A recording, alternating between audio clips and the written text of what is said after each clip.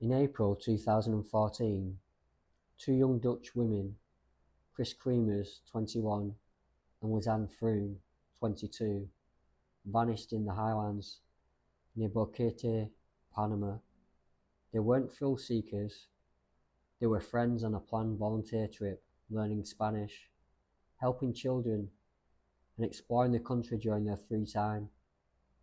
What followed became one of the most haunting missing person cases of the last decade, not because of what was found, but because of what their phones recorded. On April 1st, the women set out for a daytime hike on the Pianista Trail. By early evening, they hadn't returned. At 4:39 p.m, Kris's phone attempted an emergency call. Minutes later, Lisanne's phone did the same. The calls didn't connect, there was no signal. Those timestamps matter because something had already gone wrong before nightfall. Over the next several days, the phones were turned on and off repeatedly, briefly, carefully, as if battery life was being conserved. No messages were sent, no calls connected. Lisanne's phone battery was exhausted after a few days. Kris's iPhone, however, continued to be powered on intermittently until April the 11th. Here is where the mystery deepens. From April the 5th onward, the phone was activated multiple times, but the correct PIN was never successfully entered again.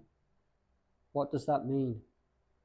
One explanation is painfully human: injury, shock, exhaustion, cold, or failing coordination, a simple action becoming impossibly hard under stress. Another possibility, often raised online, is more disturbing: that someone else may have handled the phone. What matters for integrity is this: the phone data is real, the interpretation is not settled. Then there are the photographs. On April the 8th, roughly 90 flash photos were taken in the middle of the night.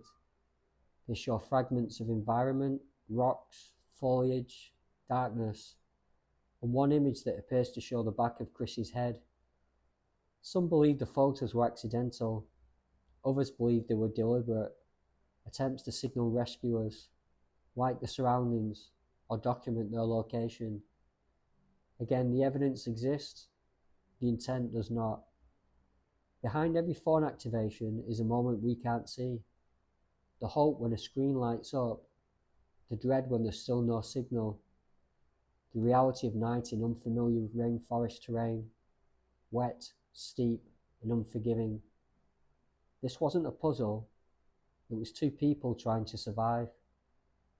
In June 2014, a backpack belonging to the women was turned in by a local resident near a river close to Alto Romero. Inside were both phones, the camera, and personal items, reportedly in usable condition.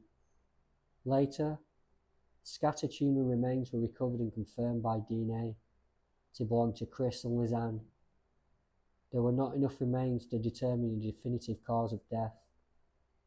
Authorities ultimately suggested an accidental scenario, possibly becoming lost, followed by injury, or a fatal fall. But gaps remain. Evidence handling has been questioned, and years of online theory have filled the silence left by unanswered questions. When technology records fear, but not the final moment, how do we decide what's truth and what's theory? The phone activity doesn't prove one explanation, it proves something else entirely.